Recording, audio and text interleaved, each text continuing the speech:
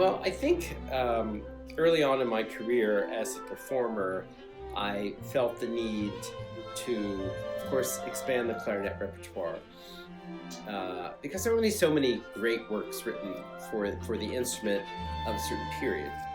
And as I, went to many concerts in New York and elsewhere, I would hear the great pieces written for other instruments or ensembles or orchestras, ballet, what have you, theater.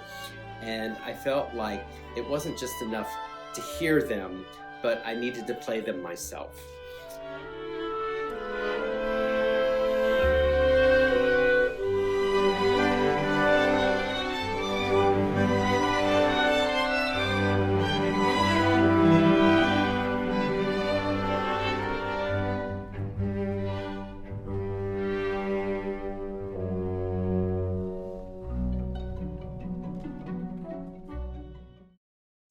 Especially come to mind. One of the earliest was just a piece for soprano and piano by Schubert, Du bist die Ruhe. And I had the great fortune early on, while I was still a student, to work with the soprano Kathleen Battle. And we played Schubert's great art song, The Shepherd on the Rock. And as I was waiting in the wings to go on to play that, she sang a group of Schubert songs.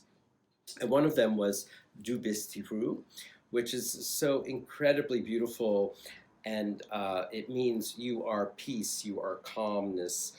And I was so taken by that song, and I had never heard it before, that I felt like I needed to play that.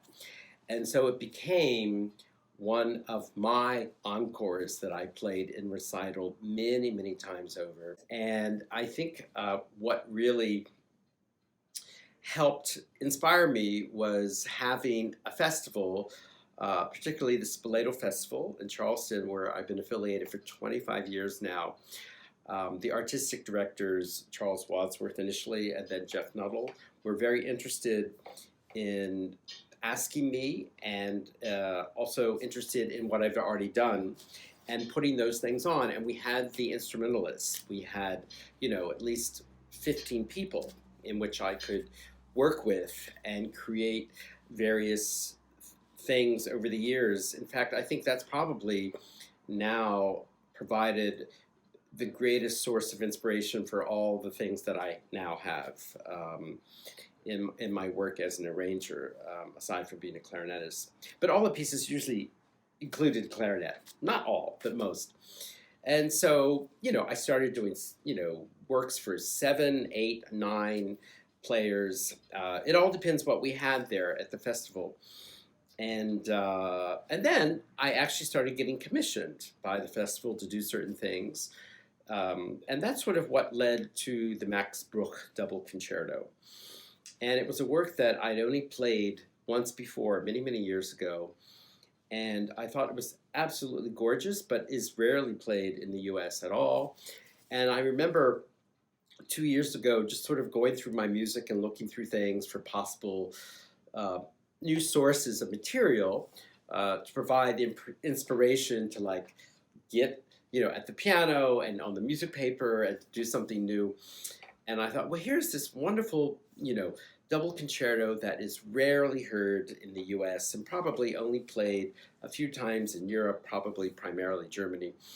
A late work of Max Bruch, which he wrote for his son, who was a clarinetist.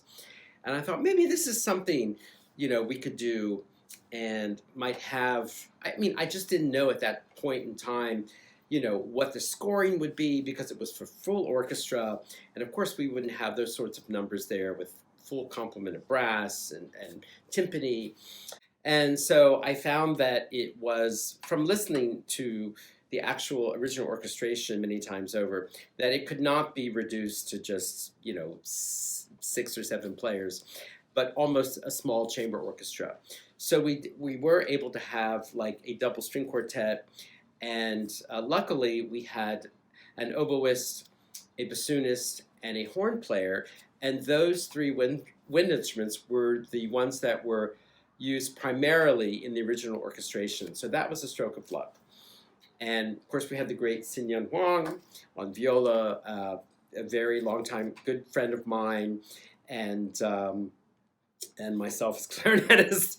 So we performed it 3 times in Spoleto 2021, and it was really it was wonderful to hear it and to stand in front of it. And that's always, as an arranger or a composer for that matter, to hear the work come alive off the page. And you know, we spend so many hours, so many hours, really not knowing how something's going to sound, but just hoping that what we put down on paper is really what we envision and comes across. And I think it worked pretty well.